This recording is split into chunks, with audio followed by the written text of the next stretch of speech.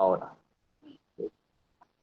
hola a todos, bienvenidos a la quinta clase de microeconomía del primer semestre del 2021. Entonces les estaba contando que a día de hoy vamos a hacer unos ejercicios en clase y vamos a tener que utilizar un cuaderno, lápiz y lapicero y si tienen una calculadorcita para hacer unos pequeños cálculos. Para terminar de explicar cómo se resuelven de manera, o cuáles son los pasos para resolver distintos problemas de utilidad y utilidad marginal.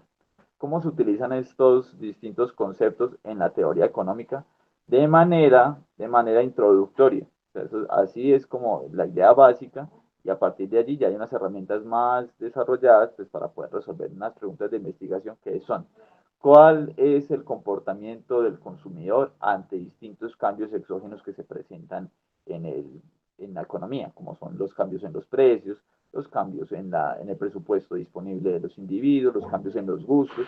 Intentar explicar en base a información de sucesos cuál serán los próximos sucesos que se van a llevar o que van a partir de cambios en sucesos exógenos en la economía, exógenos al consumidor, cuál va a ser la determinación del consumidor. ¿Dónde será que consume más de esta mercancía o consume menos? ¿Será que consume más de la mercancía complementaria o consume menos? Es intentar pronosticar el comportamiento de este señor a partir, cuando pasen ciertos cambios exógenos. ¿Ok? Entonces, el primer cuerpo teórico o la primera categoría de investigación que se les presentó a ustedes fue la de canasta de consumo.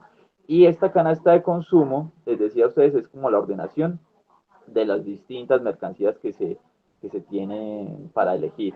Ahora, cuando hablamos ya de una fórmula matemática que me una todas las canastas de consumo, que me explique de manera continua, o sea, que no lo haga para una canasta de consumo aislada, sino que la una con otras y las pueda ordenar de manera conjunta, estamos hablando de una función de utilidad, es decir, de una representación matemática que explica cuáles son los distintas elecciones que haría un consumidor ante distintos presupuestos que se le presenten. Ahora, esta función de utilidad, entonces tienen en cuenta que los distintos bienes tienen distintas maneras de relacionarse entre ellos para que la gente los elija. Una función de utilidad de tipo multiplicativo lo que está diciendo es, dos bienes, x1 y x2, se comportan de manera complementaria imperfecta, es decir, que ellos se pueden de alguna manera complementar, se pueden, pero no siempre la elección va a mantener las mismas proporciones, sino que las personas pueden sacrificar un poquito de una mercancía con tal de tener otra y así suplir un poquito la pérdida de utilidad por haber sacrificado una de ellas. ¿Okay? Ese que vimos allá arriba, que tiene la estrellita, es lo que vimos la clase pasada.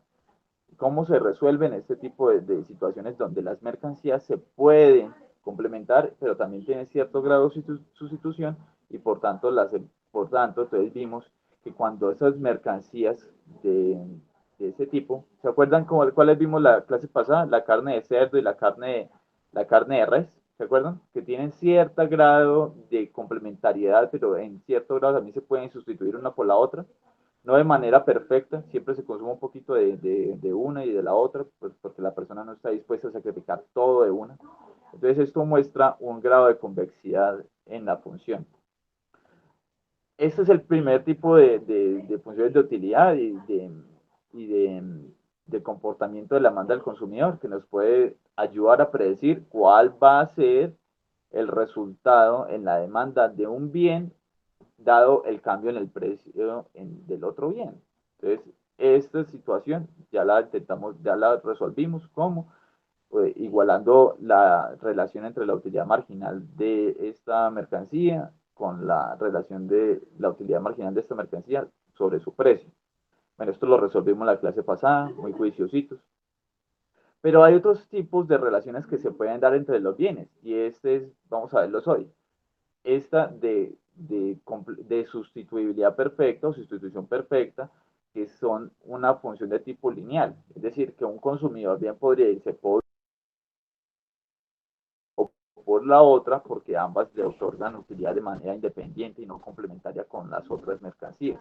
Entonces, cuando se dan ese tipo de situaciones, cómo se resuelve y cómo se puede predecir el comportamiento del consumidor, lo vamos a ver hoy.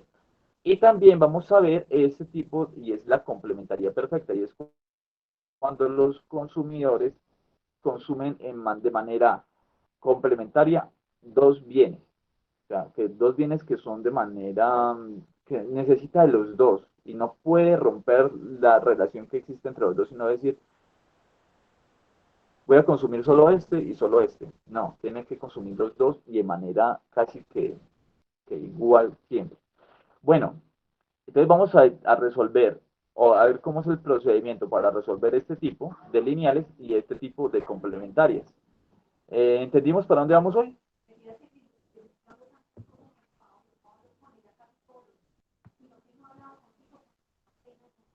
Sí, señor. Listo. Entonces, este es el tipo, esta función que vemos aquí, que ya les mostraba aquí en primer lugar, vamos a resolver esta. En economía se conoce como la función de utilidad lineal o de sustitutos perfectos. Este tipo de función de utilidad lo que está mostrando es cómo se relacionan dos mercancías que son casi antagonistas para generar utilidad en un consumidor, es decir, bienestar en un consumidor. El ejemplo clásico de este tipo de funciones son los lapiceros de un color y de otro. Son consumidor que no sea fanático de un color en particular, le interesa muy poco si un esfero o un lapicero, perdón, es de color de un tipo o de otro color. El señor es como que indiferente a ello. Hola Manuela, ¿cómo estás? Bueno, entonces, en este caso, al señor lo que le interesa es la utilidad total que obtenga del consumo de todos los bienes y no la utilidad marginal de cada uno de los bienes. Entonces, en este tipo de casos, de sustitutos perfectos, el consumidor es indiferente entre una cantidad del bien y de otro. Se interesa más por la cantidad total de bienes que recibe y la utilidad que le va a generar en total de esos. Por ejemplo, él le da lo mismo tener 10 lapiceros, por ejemplo, 5 rojos y 5 azules, o a tener 4 rojos y 6 azules, o uno rojo y no hay azules. O sea, lo que le interesa es el total, que entre todos los que pueda conseguir le genere la misma, pues que pueda consumir 10 en total y no si la combinación puede ser distinta de esto. Cuando existen este tipo de relaciones entre los consumidores, lo que pasa normalmente es que una de las mercancías es la que se lleva a todo el mercado. Es decir, que el consumidor llega a soluciones de esquina. Esas soluciones de esquina son este tipo. El consumidor se va y compra todo lo de una mercancía o se va y compra todo lo de otra mercancía, pero no encuentra valores intermedios. Vamos a ver con un ejemplo práctico cómo es esta vaina. Digamos que en base a ejercicios estadísticos de situaciones que se han mostrado pues, en el mercado, se ha determinado que la función de utilidad que caracteriza a los consumidores de lapiceros rojos y azules es así, donde 10 es lo que le aporta de utilidad ordinal el número de lapiceros X1. De lapiceros azules. Aquí es X1, es el número de lapiceros azules que consume el señor, el consumidor. Mientras que X2 es el número de lapiceros rojos que consume el señor. Ahora, U es el valor total de lo que recibe de beneficio el señor por consumir estas mercancías de acá.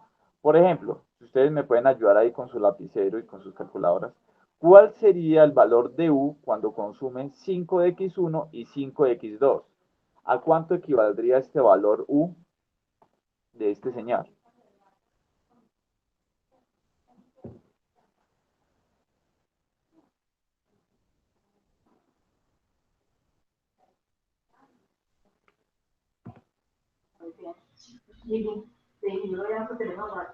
100.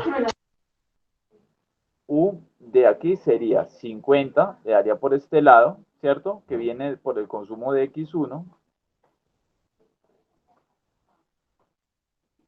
más 50, que viene por el consumo de X2.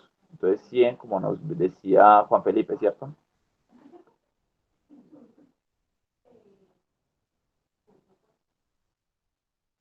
Este valor, y vuelvo y lo repito, es un valor ordinal más no cardinal. ¿Qué significa ordinal más no cardinal? Ordinal es que ayuda para ordenar los distintos niveles de utilidad que tiene un consumidor, pero no para decir es que es 100 y ponerle un valor que signifique algo más de eso. Es para ordenar, que es cuando da 100 es una mejor situación a que cuando dio 90 o dio 80. Entonces, simplemente es para poder ordenar unos sobre otros. Por eso es que es casi que arbitrario este valor. Pero sirve pues para poder decir está en una mejor situación que antes o está en una situación peor que antes. ¿Ok? Listo. Además, el señor o la persona que se enfrenta a esta función de utilidad también tiene una distinta información que tiene que tener en cuenta para decidir cuánto consume de X1 o de X2, es decir, cuánto consume de lapiceros azules y cuánto consume de lapiceros rojos. En este caso, entonces, esa información se llama la restricción presupuestaria, es decir, el presupuesto que él tiene, el dinero que él tiene disponible, que vamos a llamar M, se invierte en P1 por X1, es decir, el precio del lapicero azul multiplicado por las cantidades del precio de los lapiceros azules, más el precio del lapicero rojo multiplicado por la cantidad de lapiceros rojos que consumíamos. Ahora, que en base a esta información, que es la función de utilidad, que es el primer eslabón de información que tenemos acá, y en base a la restricción presupuestaria, ¿cuáles son los pasos para que este señor pueda determinar cuál es el nivel óptimo de lapiceros azules o lapiceros rojos que va a consumir? Entonces vamos a ver enseguida cuál es la información que tiene que tener en cuenta. El señor, primer paso, tiene que tener en cuenta, en base a lo que le da el mercado, los precios, el presupuesto, la función de utilidad, tiene que obtener un criterio para decir, me voy con una mercancía o me voy con la otra. Entonces, vamos a tomar el ejemplo del señor que se llama Javier, cuya función de utilidad que lo describe es esta de acá, para consumir lapiceros rojos y lapiceros azules. Este señor tiene la siguiente información, tiene un presupuesto de 100 para gastar entre estas dos mercancías.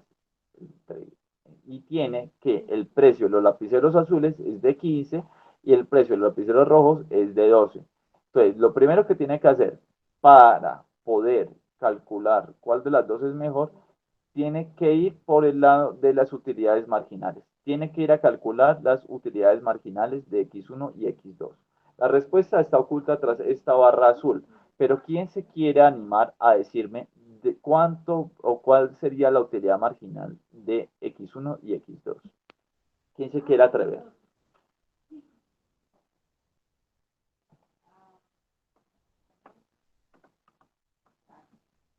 Que es un criterio muy parecido a lo que vimos la clase pasada. ¿Se acuerdan que era la derivada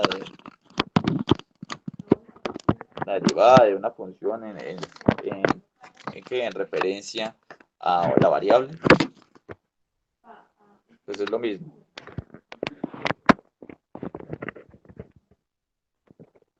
¿Nadie se quiere arriesgar? ¿Qué dice Laura?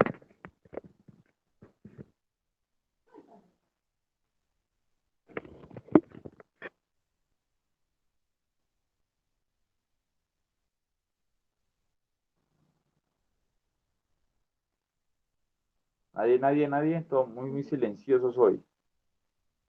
¿Cómo se calculan las utilidades marginales a partir de esta función de utilidad?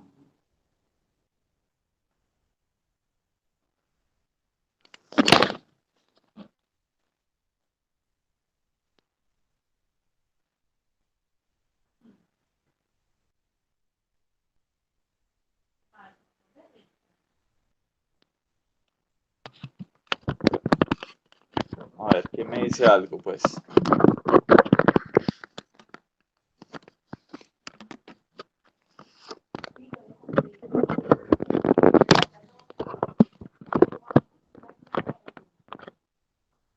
me dice pues cómo se calcula la utilidad marginal, muchachos, por favor.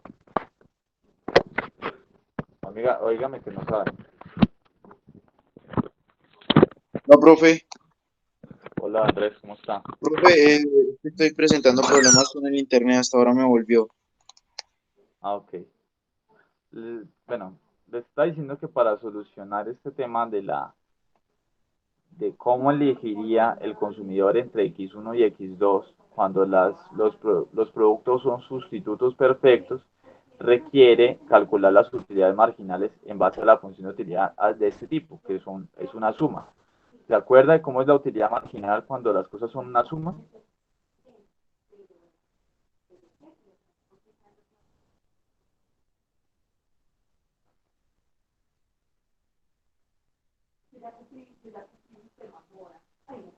No, profe, yo personalmente no me acuerdo. La derivada de una, de una constante multiplicada por la variable, ¿cuánto equivale?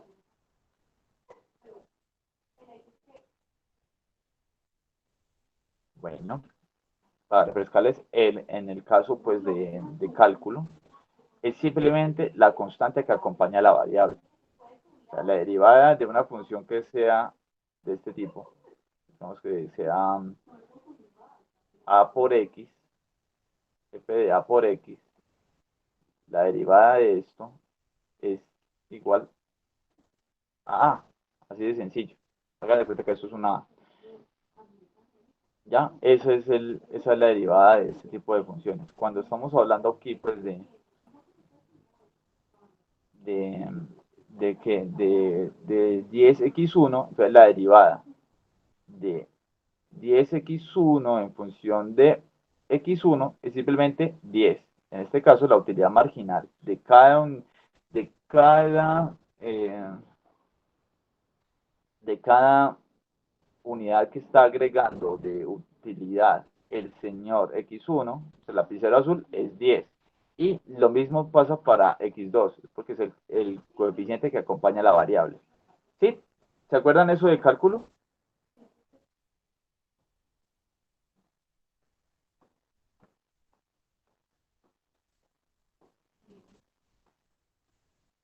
Profe, ¿me repite, por favor? Si una función es de este tipo, AX, una función que es un coeficiente multiplicado por una variable, digamos X, F' o F' de X, mejor dicho, F' de X, es simplemente la constante que acompaña a la variable. A ver, ustedes me dijeron que habían visto derivadas. Si Sí, no las señor. vieron, si no las vieron, me dicen. Entonces, si la derivada de esta función en respecto a x1 es simplemente la constante que acompaña a x1. Y respecto a x2 es simplemente el coeficiente que acompaña a x2. ¿Ok? Entonces, la utilidad marginal es igual a la derivada. Perdón un momento. Es la derivada de la función de utilidad con referencia a la, a la variable. Pues, entonces, la derivada de u en referencia a x1. Y la utilidad marginal de 2 es la derivada de la utilidad con referencia a x2. ¿Les queda dudas ahí? Para que no se compliquen, es solamente el coeficiente que acompaña a la variable. ¿Listo? Estamos repitiéndolo de la vez pasada, ¿sí? No, no es exactamente. Aquí se llevan otros pasos distintos. Estamos hablando de otros pasos para intentar solucionar un problema de elección del consumidor cuando son productos sustitutos perfectos. Los que habíamos visto antes es complementarios imperfectos o sustitutos imperfectos, es decir, lo multiplicativo. Aquí cuando es aditivo son otros pasos. ¿Ok?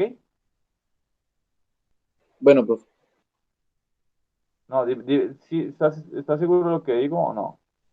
O sea, Sí, intentar sí, encontrar ya ahora cuánto va sí. a consumir. ¿Cuánto va ¿Cómo? a consumir de este? Andrés, dime. Señor, Aquí estamos intentando encontrar cuánto consume de una mercancía y de otra cuando estas dos mercancías se sustituyen de manera perfecta y estos señores, el señor consumidor puede decir, me voy con esto, me voy con la otra, porque sustituye de manera perfecta entre una y la otra. Habíamos dicho que antes, cuando hablábamos de carne de cerdo y carne de res, esas mercancías no se sustituyen perfectamente. El consumidor siempre va a querer un poquito, aunque esté muy caro, de una mercancía y de alguna manera no lo sustituye perfectamente con la otra carne. O sea, siempre va a querer un poquito de la otra carne. ¿Ok? sí, señor. O la carne de pollo también es otro sustituto imperfecto, mientras que estos dos productos son sustitutos perfectos. Ok. El primer paso entonces para solucionar es simplemente sacar el valor que acompaña a la variable, simplemente esta constante que acompaña a la variable. Pues en este caso solamente el 10 y el 10. Ahora, el segundo paso es relacionar estas utilidades marginales con los precios. Volver a hacer, en este caso, lo que hicimos la vez pasada, que es dividir la utilidad marginal, o sea, el 10, sobre el precio de cada mercancía. Por ejemplo, entonces la utilidad marginal de uno es simplemente 10 dividido el precio de uno, que es 15. Entonces este 15 pasa aquí a ayudarnos a dividir y este 12, que es el precio de la mercancía 2, pasa aquí también a dividir lo que ya hemos encontrado en el paso 1. ¿Ok? Ahora, el consumidor, cuando sus sustitutos perfectos, simplemente va a consumir aquello que le genera el valor más alto entre este 10 sobre 15 y 10 sobre 12, que es, ¿cuál es mayor entre este y este?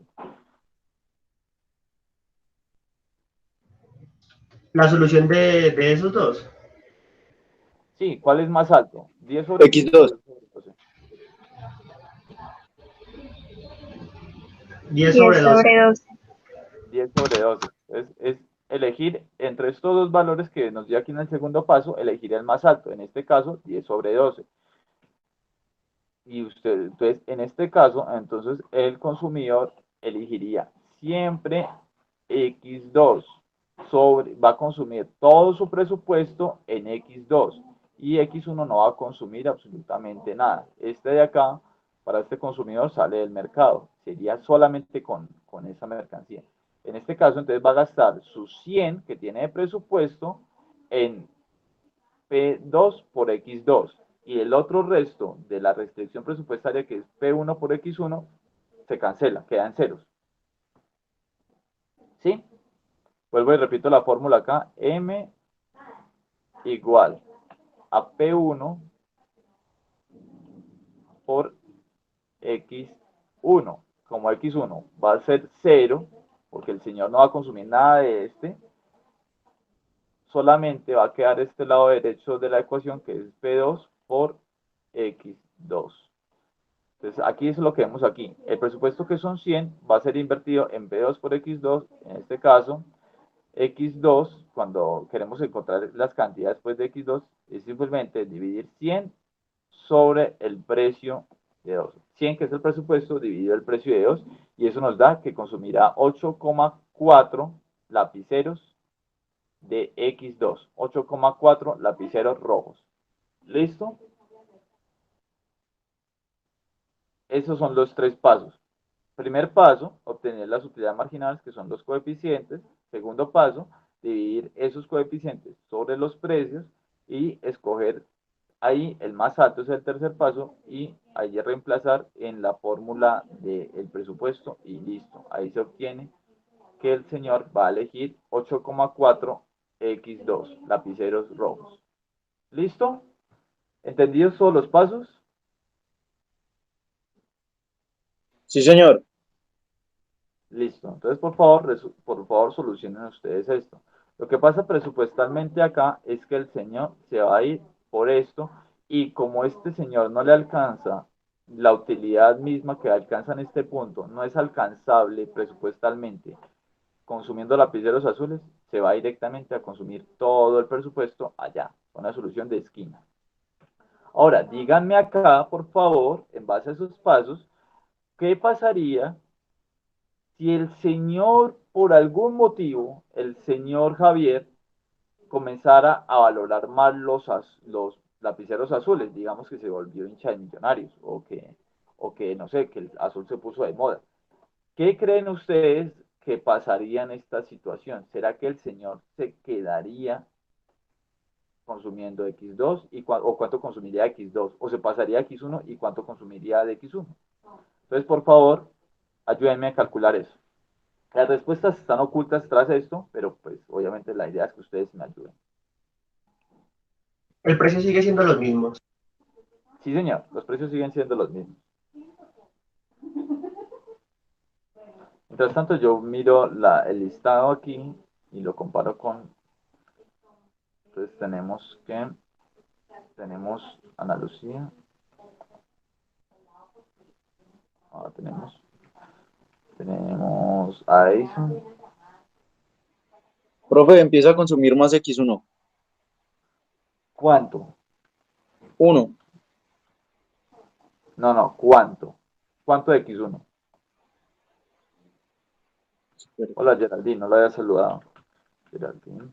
Manuela Duque ya llegó, ¿cierto? Hola, profe, ¿cómo está? Bien. El valor para X2 es 12, ¿cierto?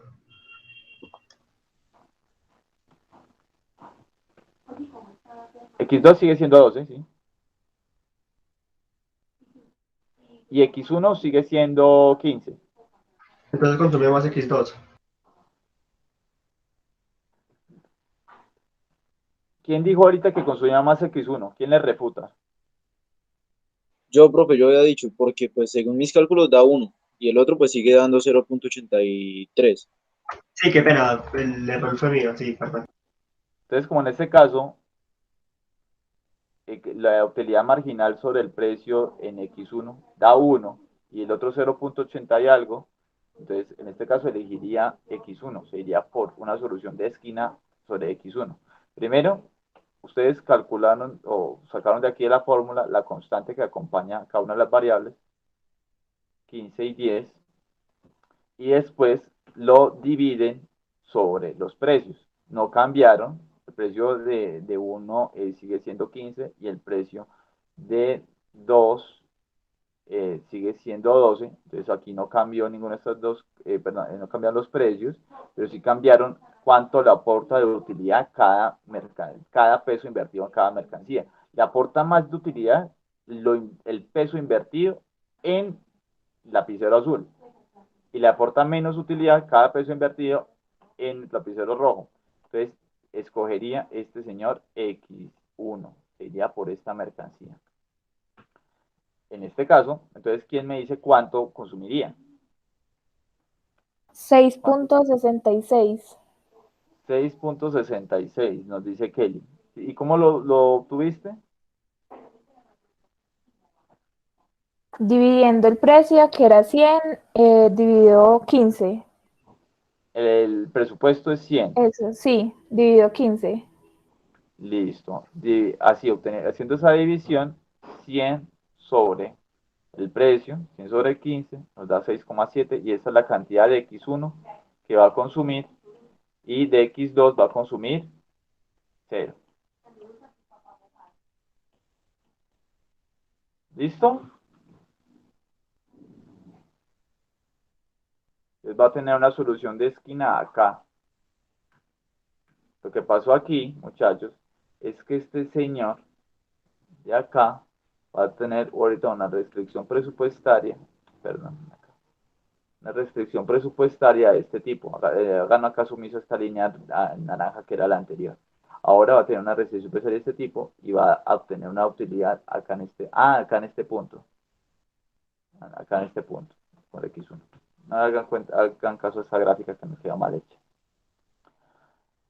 Ahora, ya, digamos, al señor Javier se nota que le gusta más el lapicero azul porque le está aportando más de utilidad, ya sea por un tema de gustos, ya sea porque en la universidad le dijeron que todo se tenía que entregar en lapicero azul y nada de lapicero rojo, o lo ve que lo utiliza cada vez menos y que la gente lo está criticando mucho. Entonces, por cualquier cambio en las preferencias de él, veamos qué pasa cuando el precio en el mercado llega a 18 en el lapicero azul y a 11 en el lapicero rojo. Ahora, ¿cuál sería el resultado en el mercado de esta situación? ¿Cambian las utilidades marginales? Mi pregunta al ejercicio pasado. No. No cambian. Entonces, esto sigue siendo 15 y 10. Ahora, las utilidades marginales sobre los precios, o sea, la utilidad marginal que le está dando cada peso invertido en cada una de estas mercancías, ¿cambia? Sí, profe. Cambia. ¿Y cuánto cambia? 0.83 para X1 y 0.90 para X2. Entonces, ¿se iría por cuál? Por X2. Por X2. Elegiría X2 y sería una solución de esquina de X2. ¿Y cuánto consumiría de X2?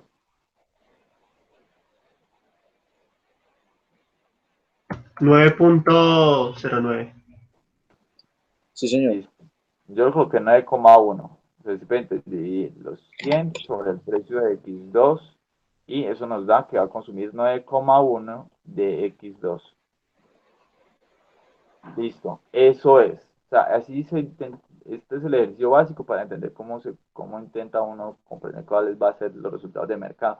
Y este tipo de situaciones se da pues muy frecuentemente cuando las mercancías son sustitutos perfectos, que las mercancías sacan a mejor dicho, una mercancía que le afecte más la utilidad a una persona o sea muy barata en cuanto a la utilidad que está ofreciendo, saca la otra del mercado, la saca, pum, chao, nos vemos. Digamos, pasó con Netflix y Blockbuster, o anteriormente, pues, cuando aparecieron los DVDs con los VHS. Si son sustitutos perfectos, pues, chao, el consumidor va por uno por el otro, dependiendo, pues, de eso. Bueno, ese es básicamente los pasos que hay que entender para poder llegar a solucionar este tema en un caso de la vida real. ¿Listo, muchachos? Los ejercicios que vamos a hacer para el parcial y todo van a seguir la misma lógica. ¿Listo? Bueno, señor. Listo. Hay otro tipo de productos que cuando se relacionan entre ellos generan otros tipos de relación frente a la utilidad, y son los complementos perfectos o complementarios perfectos. Van a verlo de muchas maneras en distintos libros. O Leontief. ¿Qué significa esto? Cuando son complementos perfectos, el consumidor tiene que elegir una proporción casi siempre igual del producto. Siempre tiene que decir, hombre, yo voy a necesitar que esta mercancía se me relacione en la misma, con las mismas cantidades permanentemente con la otra mercancía. Vamos a necesitar una proporción exactamente igual de las dos para poder generar más utilidad. No le va a servir aumentar solamente X1 y que X2 se quede igual. Va a necesitar que X1 y X2 se dupliquen o se tripliquen para que la utilidad crezca el doble o el triple. Si una de las mercancías comienza a aumentar mucho, por ejemplo acá X2 comienza a aumentar, pero se queda estática X1, este señor va a decir, no, pues no me sirve de nada, ¿por qué? ¿Por qué voy a tener más zapatos izquierdos si siempre tengo el mismo zapato derecho? Entonces no me sirve, siempre tengo el mismo par. Entonces, en tal caso, el señor dice, no, no me está sirviendo ese aumento de X2 si X1 se me quedó igual. Solo le sirve a él que cuando aumenten los dos en la misma proporción, entonces se llega a una nueva escala donde tiene dos pares completamente nuevos de zapatos y no tiene uno solo y un poco de zapatos sueltos por ahí, ¿no? Los ejemplos clásicos de este tipo de situaciones es el café y el azúcar. Dicen, no, yo necesito para tomarme un café, dos de azúcar y no me sirve, que me sirva otro café y no me sirva no me den nada más de azúcar. Ese es el ejemplo clásico. O un zapato izquierdo y un zapato derecho. Para mí me parecen tan falta de imaginación estos ejemplos que pues, yo pongo otros ejemplos, por ejemplo, un automóvil y un seguro automotriz. O sea, si usted va a comprar un carro nuevo, tiene que comprarle seguro automotriz. Usted no le sirve comprar un carro y no comprar ese seguro, no tiene lógica. O un televisor y un decodificador. No le sirve comprar el televisor y que no tenga como señal pues para nada. Necesita tener algo pues que le sintonice la señal. O si maneja páginas web o algo, necesita el dominio, el www y el plan de hosting, pues para que tenga un sitio donde llegar la gente y visitar el sitio web. No le sirve tener, no le sirve tener el dominio sin el plan de hosting, y un plan de hosting sin dominio, pues no le sirve de nada tampoco. Listo. Este tipo de situaciones nos va a llevar a otros pasos para intentar pronosticar cuál va a ser el comportamiento del consumidor. Listo. ¿Cómo se utiliza este tipo de modelos para intentar pronosticar un comportamiento, por ejemplo, el de Juana, que tenemos aquí el ejemplo, que es una consumidora de esmalte que va a asociar a X1 y el de removedor de esmalte que llamamos X2? Ella, Juana, no tenemos ninguna Juana aquí, ¿cierto que no? No me acuerdo de ninguna Juana. Eh, eh, Necesita consumir ciertas cantidades de esmalte y de removedor de esmalte para que se mantenga su utilidad, ¿cierto? No le sirve a ella consumir solamente esmalte y sin el removedor porque no le va a generar utilidad. Me disculpan, creo que es así. Los muchachos me dirán si estoy en lo correcto o estoy en lo incorrecto.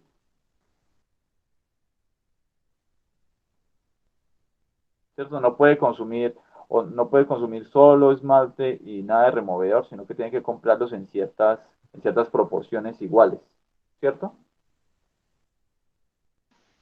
Cierto. ¿No?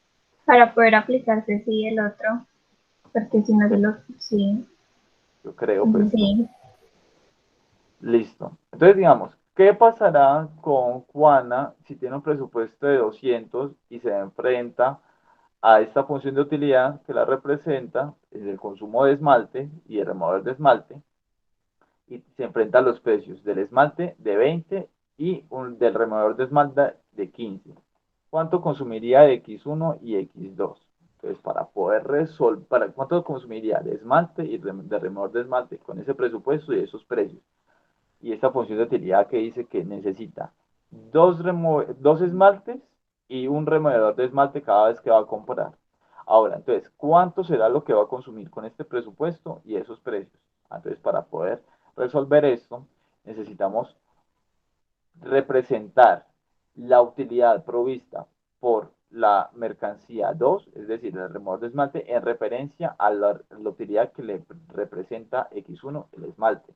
Entonces, generar una función de X2 en función de X1. ¿Sí?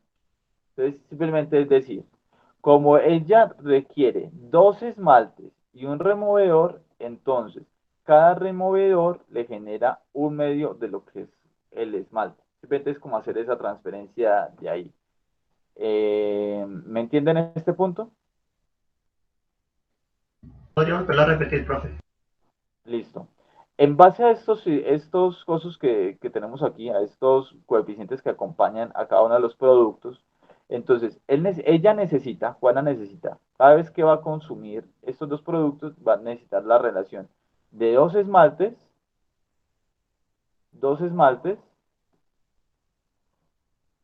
ay, qué pucha, perdónenme, está torcido el coso. Hagan de cuenta ahí que dice esmaltes, pero yo escribí X1. Es decir, requiere dos esmaltes X1 y requieren en la misma canasta de mercado, cuando ya va para comprar, requiere un removedor de esmalte. En tal sentido, lo que ella está diciendo es, hombre, yo valoro cada esmalte, cada removedor de esmalte como la mitad de lo que me genera en utilidad un solo esmalte. Esa es la mitad de X1. Si me hago entender ahí, es dividir el coeficiente que acompaña al removedor de esmalte en referencia al coeficiente del esmalte, un medio. ¿Sí? Es dividir este coeficiente sobre este coeficiente. Así de sencillo.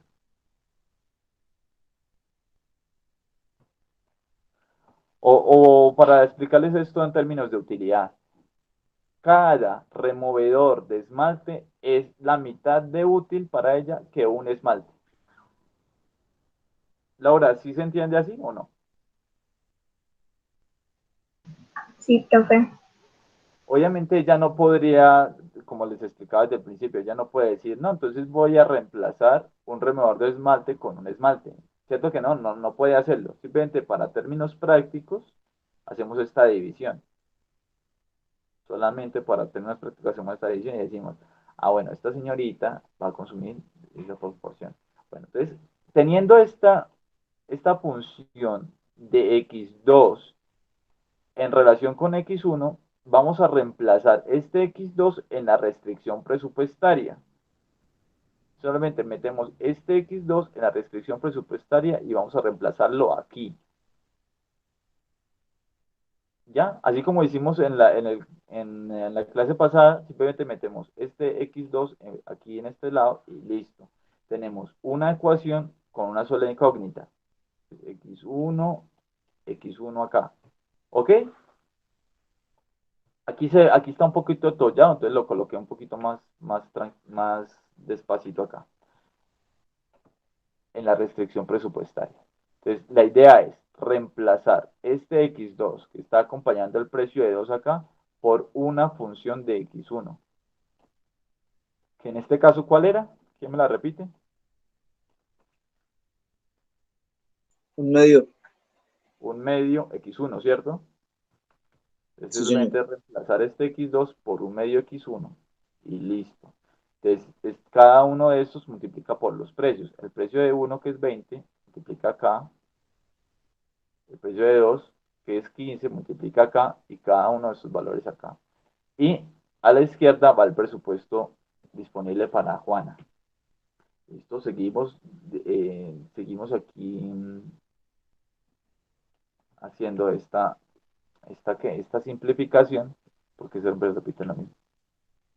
Perdón, aquí es 20x1 por 7,5x1 y eso le da 27,5x1. Para encontrar x1 tan solo lo pasamos a multiplicar, entonces lo que está acompañando a la multiplicación pasa al otro lado a dividir y nos dice que consume 7,27 esmaltes. Como decíamos que x2 es la mitad, entonces da 3,6, ¿cierto? 3,635, ¿cierto que sí? ¿Queda claro?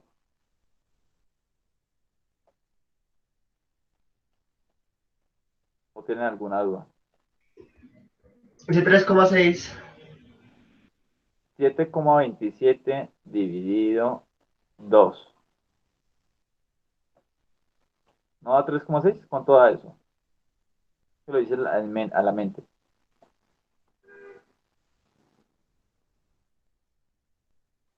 3.63. Da. 3,63. ¿Sí?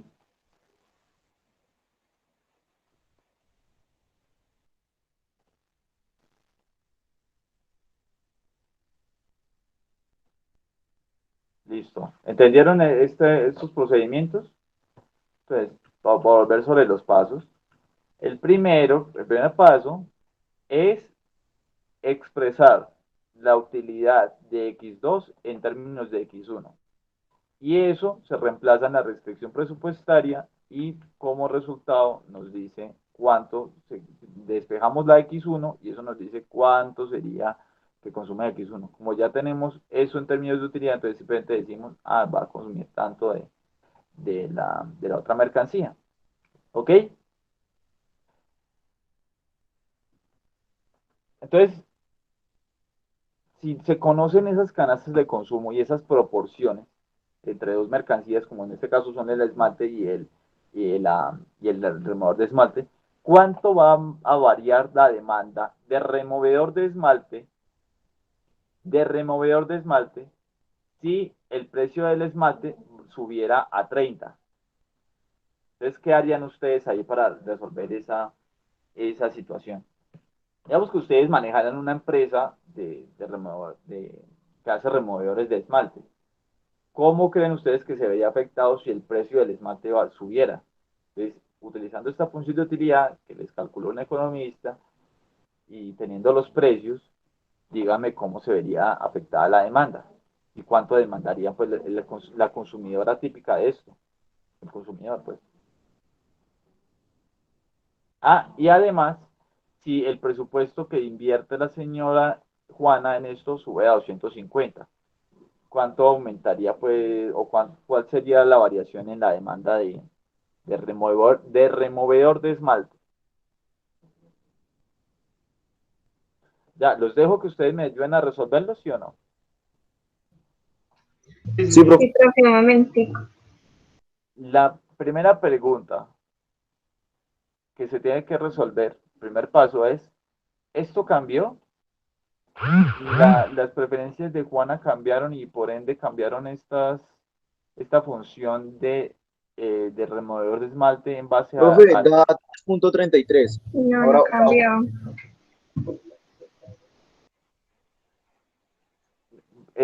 sí, listo, Andrés. Primero resolvamos esto. Vamos despacio. Primero resolvamos esto. ¿Cambió? No, profe. Eso no cambió. Ay, pues, eso no cambió, se mantuvo igual. Entonces, simplemente es reemplazar esto en la restricción presupuestaria nueva que va a tener Juana. En este caso, tiene 250 de presupuesto, 30x1. Le está dando igual a Andrés y el 15 por un medio de x1. O sea, x2 lo reemplazamos aquí en función de x1. ¿Ya? sí, señor. Listo.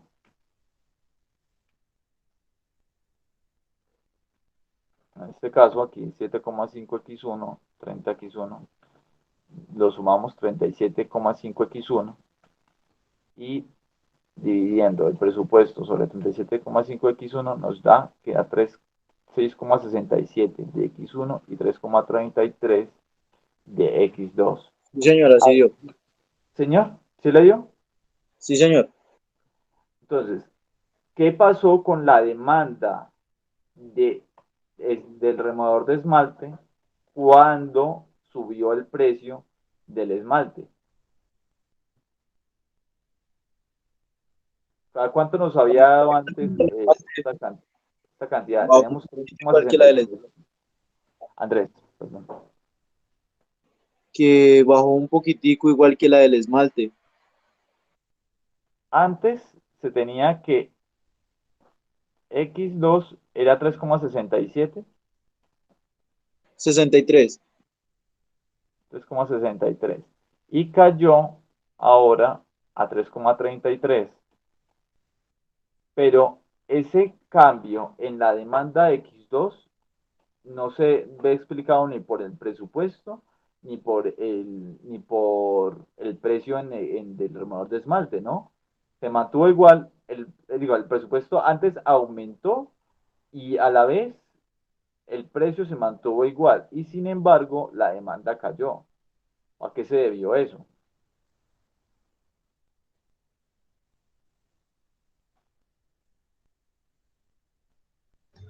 Que como vale más ahora, digo yo, como vale más ahora los esmaltes y es más importante comprar esmaltes que el removedor, de todas formas tiene que disminuir la compra de removedores. Sí, Porque es un complemento perfecto. claro. Y algo muy parecido a algo que nos dijo Andrés la clase pasada, que lo dijo de manera muy intuitiva y que tiene que ver con el presupuesto, si lo quieres repetir.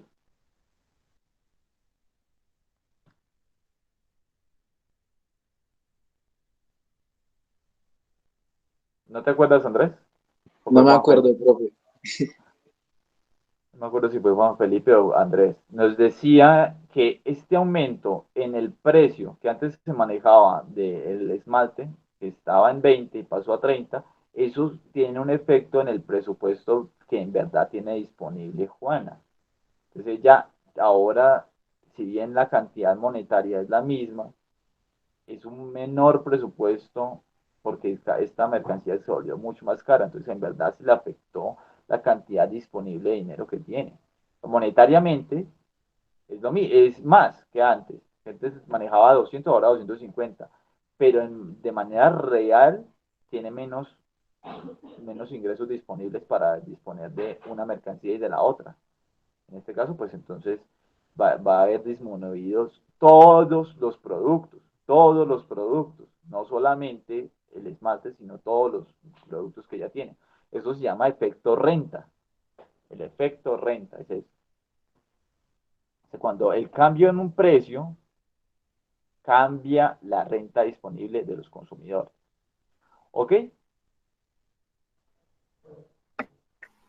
Profe, Señora. ¿de dónde saco X2, que es 3,33?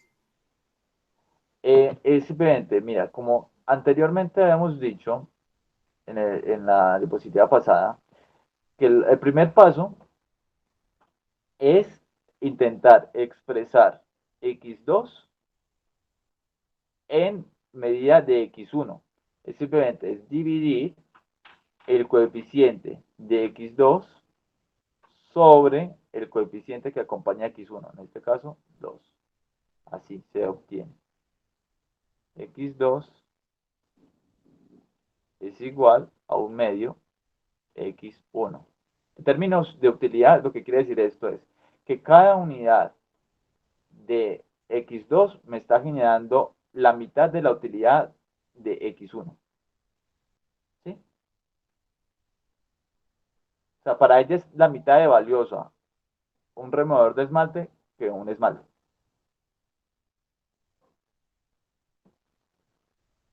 Entonces, como, ¿sí, sí me entiende, Valentina? Sí, señor, ya entendí. Muchas gracias. Y entonces, ya reemplazando aquí solamente por x1 para poder resolver esta incógnita, solo tener una incógnita que se llama x1, ya la obtenemos aquí, 6,67. Entonces, volviendo a utilizar esa fórmula de antes, que es un medio x1, entonces un medio de 6,67 es 3,33. Valentina, ¿claro? Sí, señor, muchas gracias. Bueno, listo. Muchachos, esta clase se me pasó volando. No, y es que en parte porque ahorita, bueno, hoy se murió la mamá de una amiga y entonces no sé si bueno, hubo un tiempo ahí de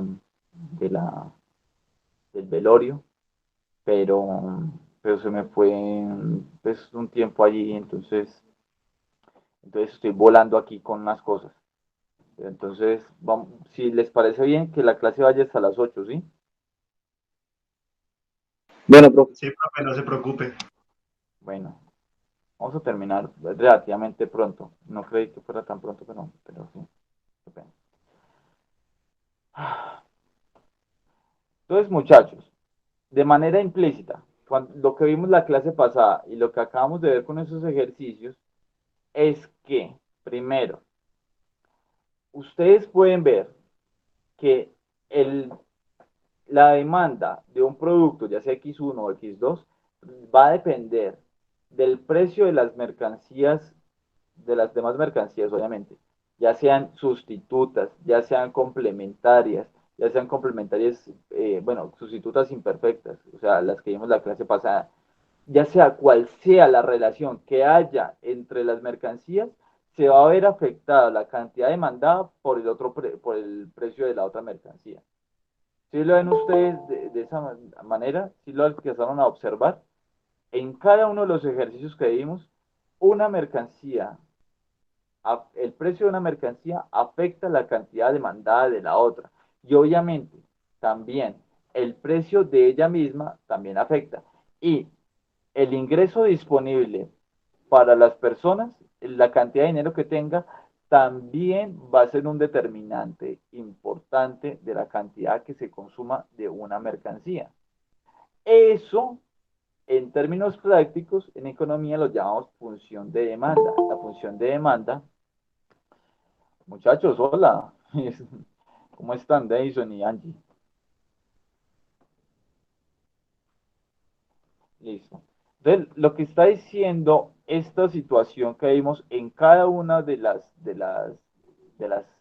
distintas formas de utilidad que vimos, que era la la de sustitutos imperfectos, la que era de sustitutos perfectos y la que era de complementarios perfectos, en cada una de estas situaciones, el precio de uno afectaba la mercancía, la cantidad demandada de la otra mercancía.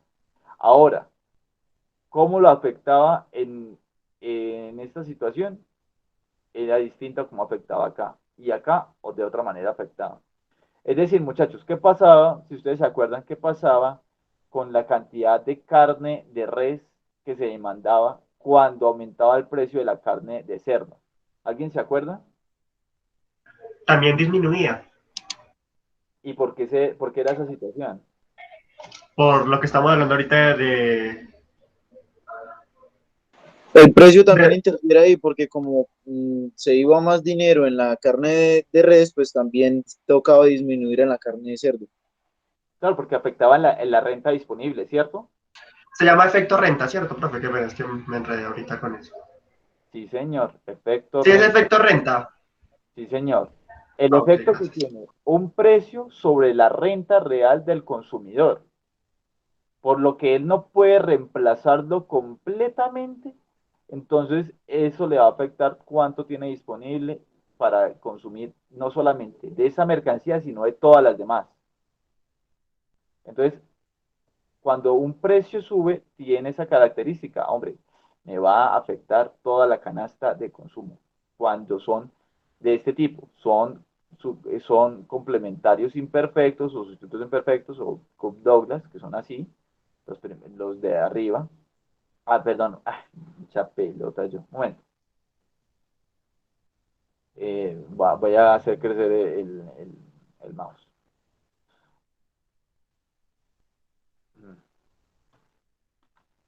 Se me olvidó ese pequeño detalle.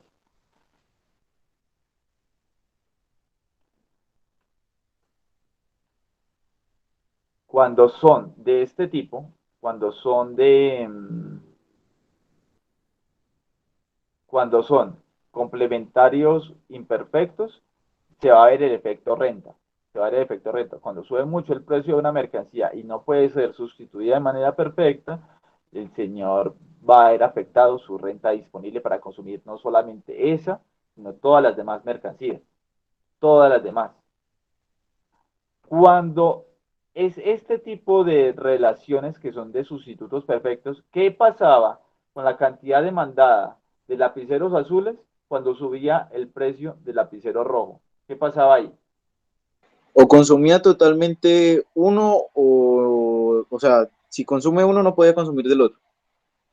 Entonces, lo que decía ahí era que si aumentaba el precio del lapicero rojo, ¿qué pasaba con la cantidad demandada del azul?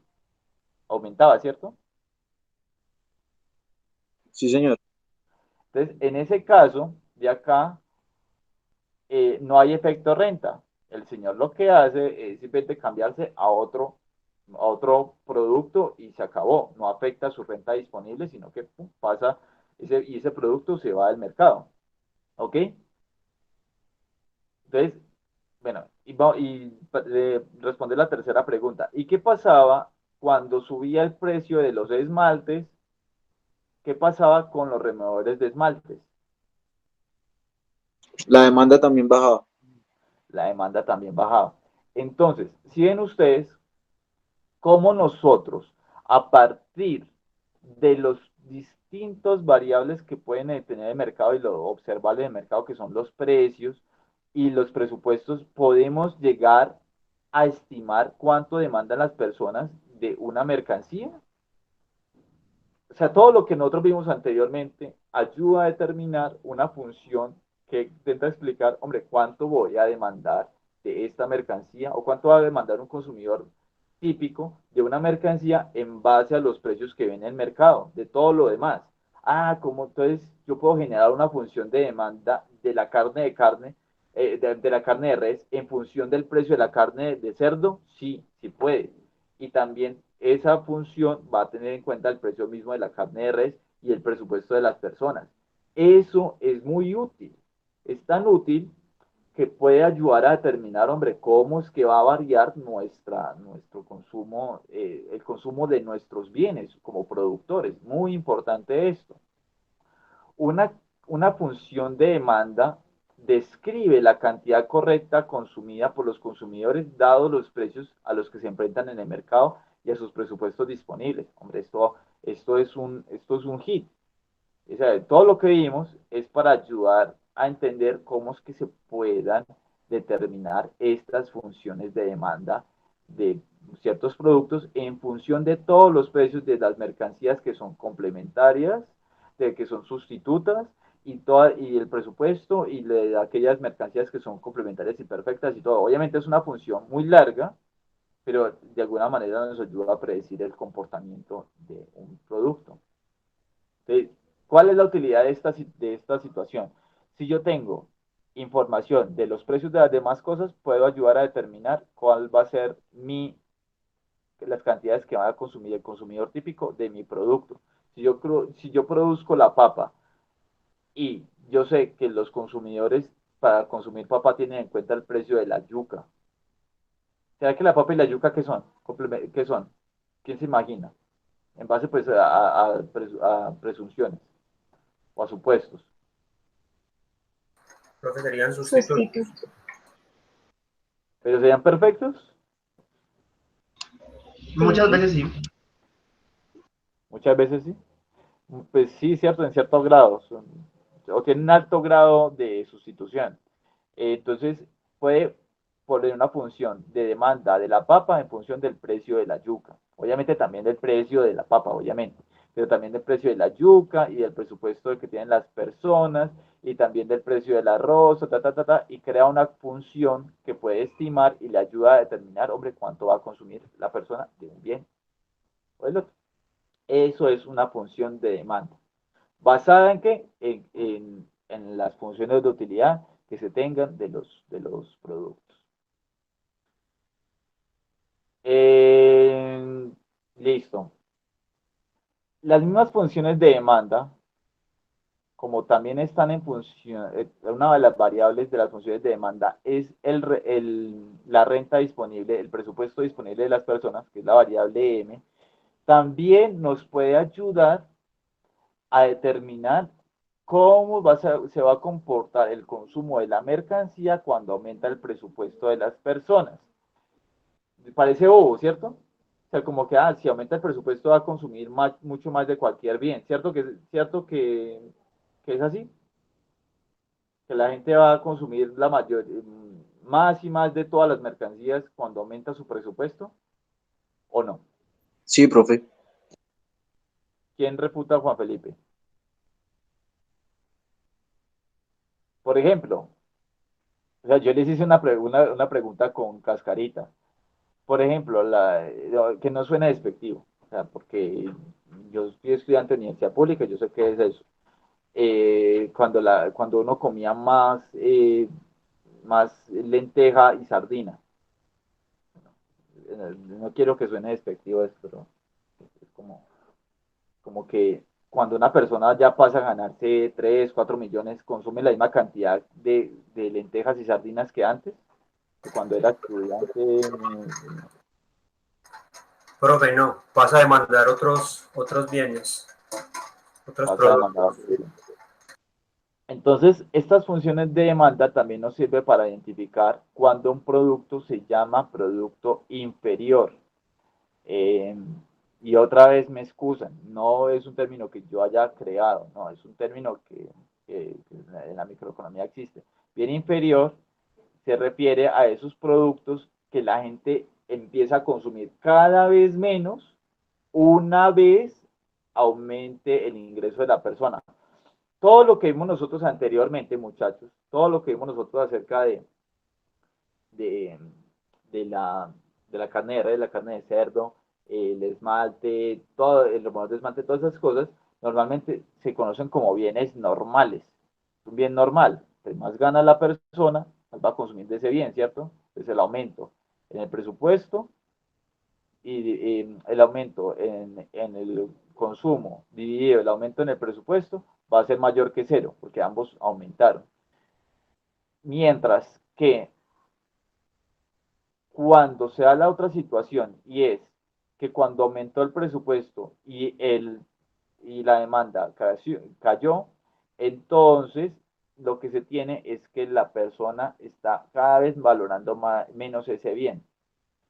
Ese tipo de bienes normalmente son aquellas mercancías, como les estoy diciendo, pues la sardina o pues el salchichón cervecero, pues que yo igual me lo como con gusto, pero hay gente que consume cada vez menos de esto, una vez tiene más platica, ¿cierto que sí?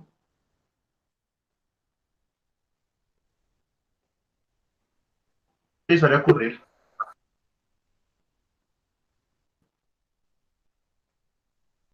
Sí, suele ocurrir. Ese tipo de bienes inferiores se comportan de esa manera. Entonces, una función de demanda tiene la utilidad de que nos ayuda a identificar esos bienes normales y esos bienes inferiores.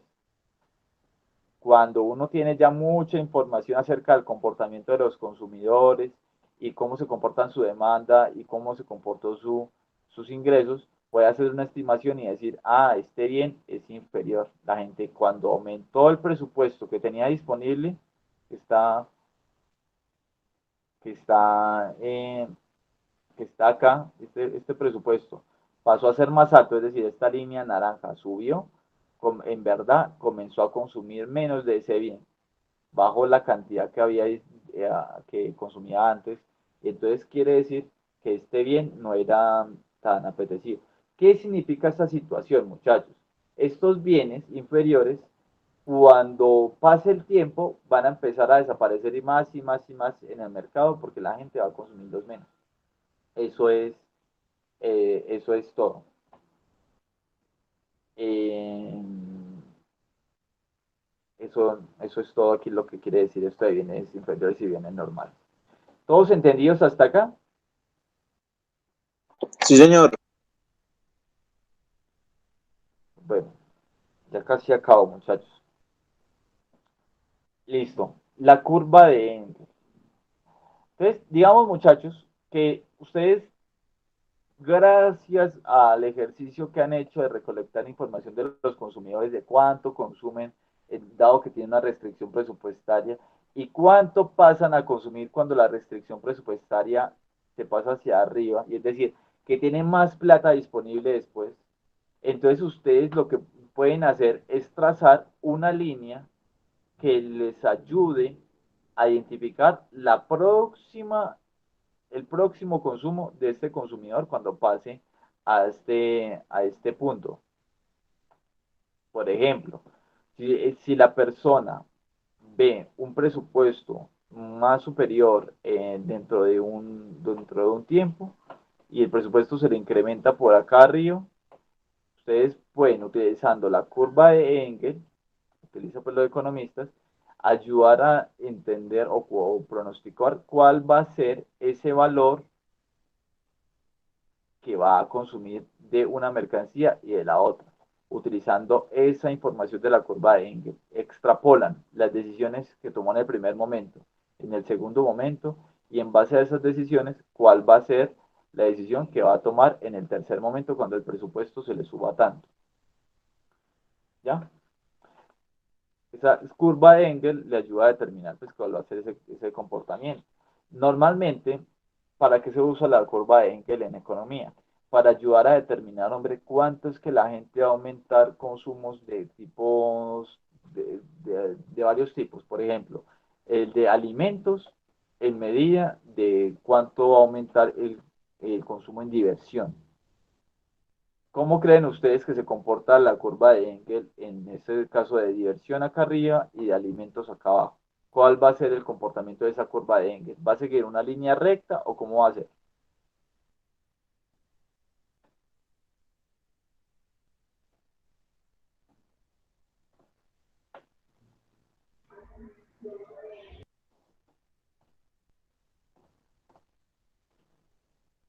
¿Cómo va a ser ese comportamiento? ¿Qué creen ustedes? Yo creo que es curvo. ¿Crees que es curvo? Sí, ¿Hacia señor. arriba? Sí, señor. ¿Qué explicación le das a eso? Porque hay que tomar cierto de uno y del otro para poder alcanzar, o sea, como una decisión óptima.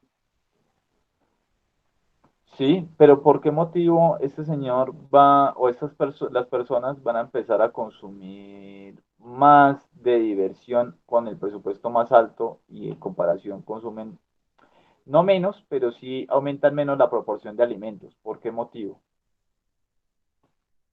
Porque la persona independientemente sigue comiendo mismas cantidades, se podría decir en algún, entre comillas, pero pues la diversión puede ser mucho más tiempo y otros tipos de diversión. De alguna manera sí, eso pasa con las personas, ¿no? Pues en cierto punto llegan a una saciedad en el alimento, pero la diversión o el entretenimiento, pues ahí sí no es tan fácil llegar al punto de saciedad, y entonces comienzan a gastar más proporcionalmente, pues más presupuesto en diversión que en alimentos. Y entonces eso, lo que dice la curva de Engel es, hombre, cómo ayudar a pronosticar cuál va a ser el nuevo equilibrio cuando la gente aumente su presupuesto disponible. Ok, muchachos, Sí, señor. listo. La función de demanda también nos puede ayudar a determinar cuándo los bienes se comportan de manera ordinaria o se comportan o que son bienes given. Ya les explico qué es uno y otro. Los bienes ordinarios, dice acá, son aquellos cuya demanda aumenta cuando el precio disminuye. Cierto que pues, usted lo vieron en fundamentos de economía. Cuando un precio cae, pues disminuye, perdón, aumenta la demanda de un bien, ¿cierto? Cuando algo se hace más barato, lo demandamos más. Sí, señor. Es un bien ordinario. La mayoría de los bienes se comportan de esa manera. Pero dice la teoría económica, y para eso también sirve la función de demanda, que hay bienes given. Los bienes given se comportan de manera muy rara, y es que cuando el precio cae, la demanda cae también. A ver, barájenme esa. ¿Cómo que, profe? La demanda cae cuando el precio cae. El dólar ¿El de pronto, petróleo? ¿no? ¿El petróleo quizás también? ¿Algunos commodities? No, ese no es given.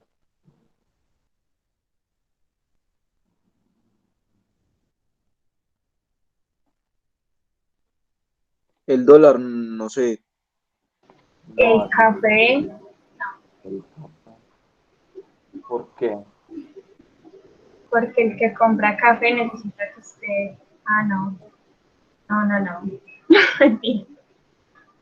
No, es que yo le estoy haciendo una pregunta dura. No, no crean que le estoy haciendo con preguntas sencillas, es una pregunta muy dura de comprender. Existen, porque las funciones de demanda y sus estimaciones lo han mostrado que hay bienes que cuando bajan el precio, bajan las cantidades demandadas. Una locura. Nadie se imagina por qué. Les doy una, un spoiler o una pista.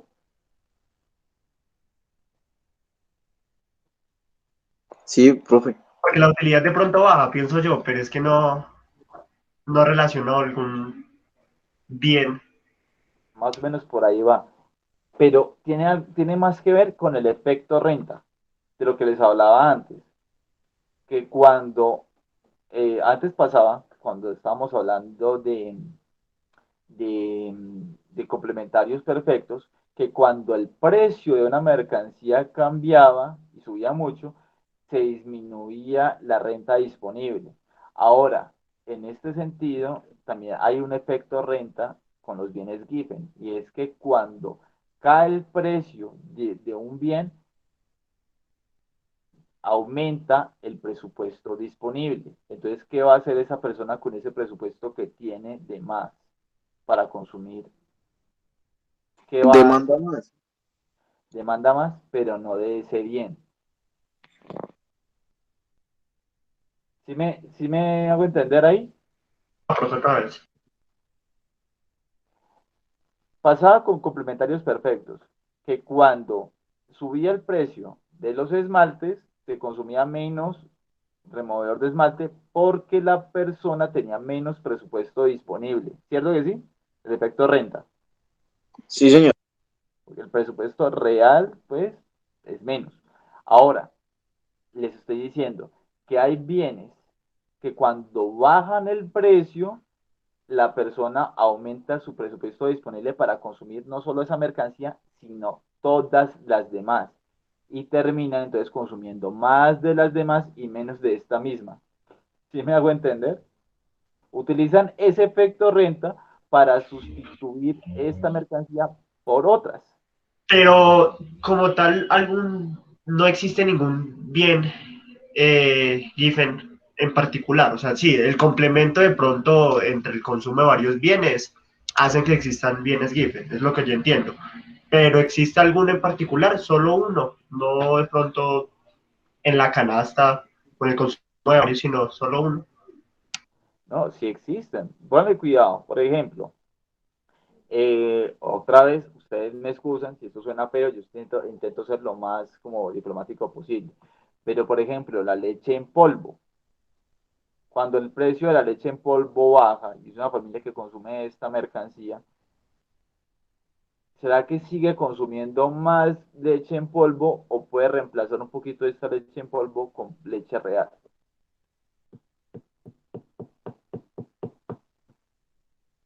¿Qué creen ustedes? Es muy raro, es muy difícil de entenderlo, pero lo que está haciendo es aprovechar que el precio de la leche en polvo cayó tanto que entonces le está liberando presupuesto, le está liberando renta, tiene un efecto renta positivo y está diciendo, hombre, yo voy a utilizar ese renta disponible, que es un poquito más, y voy a consumir leche real leche líquida, pues, no sé, leche normal. ¿Sí lo entienden? No Consume lo menos entienden. leche en polvo porque se satisface con la misma cantidad. Se podría ver de esa forma. Entonces, como cuesta menos, compra, pues, digamos, menos y tiene oportunidad o más capital disponible para poder comprar otras mercancías. Sí. Es así, exactamente así. Utiliza, como cuesta menos, le liberó presupuesto, puede decir, hombre, voy a comprar una cantidad menor de este bien, leche en polvo, y lo que me sobró de presupuesto, voy y compro leche normal. ¿Sí?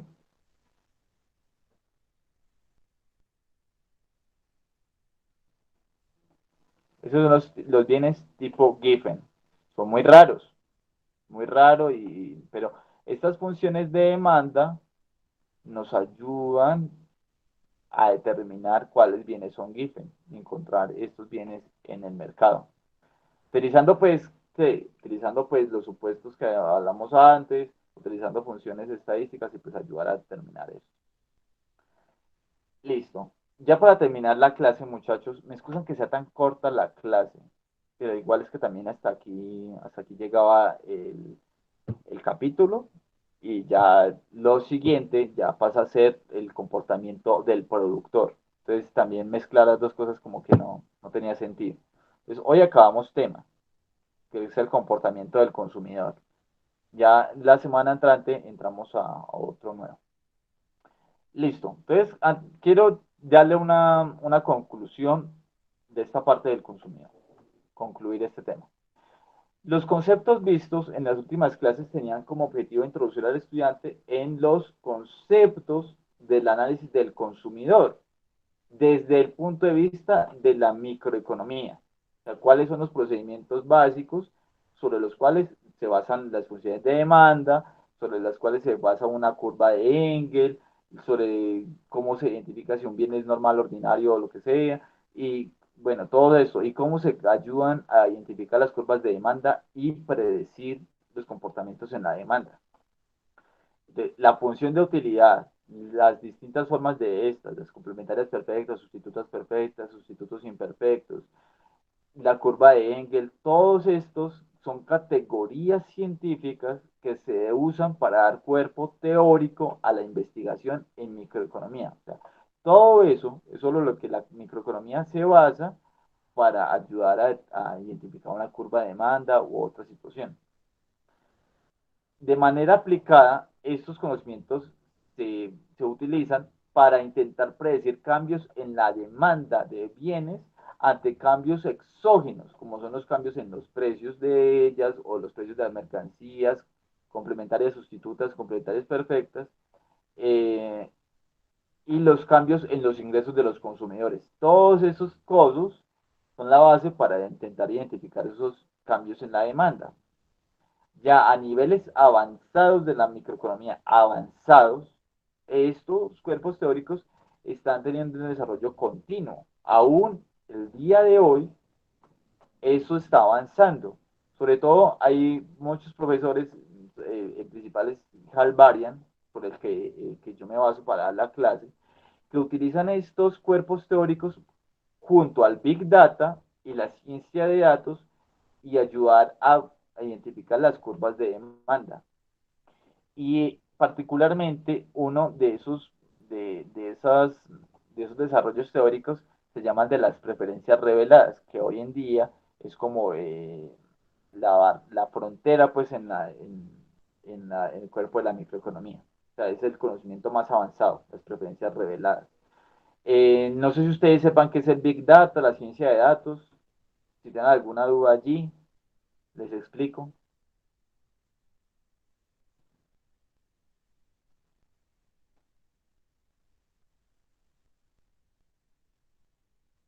¿Nada? ¿Alguien tiene alguna idea de qué es el Big Data y nos ayuda? O les explico yo. Explíquelo, profe. Bueno, imagínense muchachos que ustedes, como tienen celular, redes sociales, consumen tanta electricidad, consumen tanto tales programas, existe esta información y está por ahí andando en servidores, en Facebook y pues, como WhatsApp de pertenencia a Facebook, y toda esa información está ahí andando, está andando.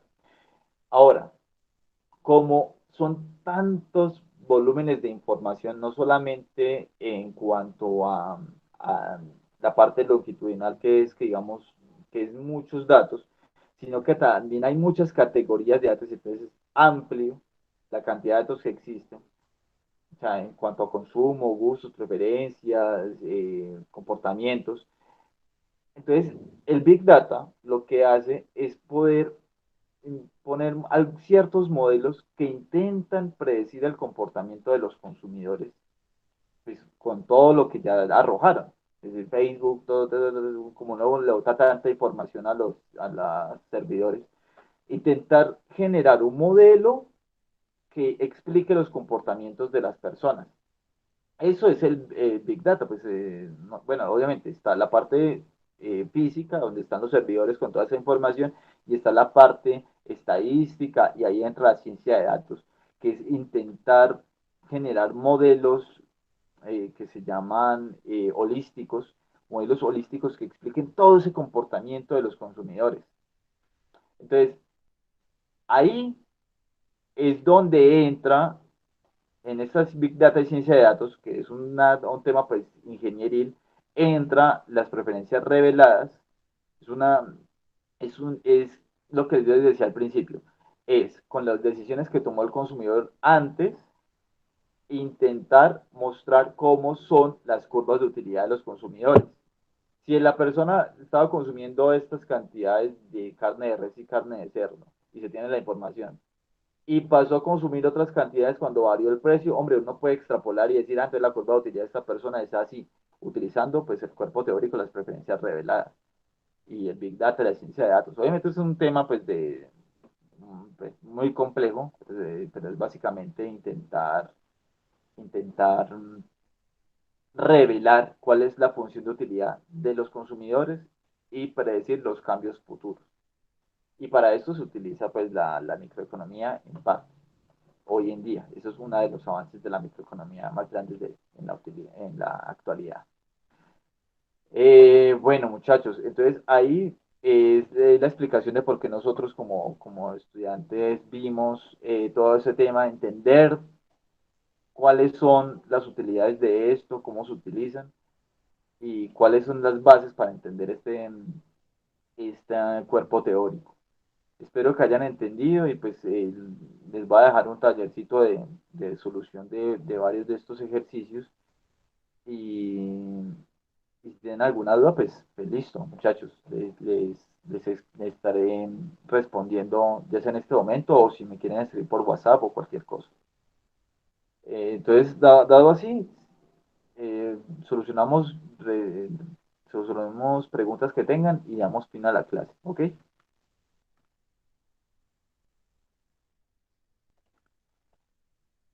Permiso, tengo la grabación.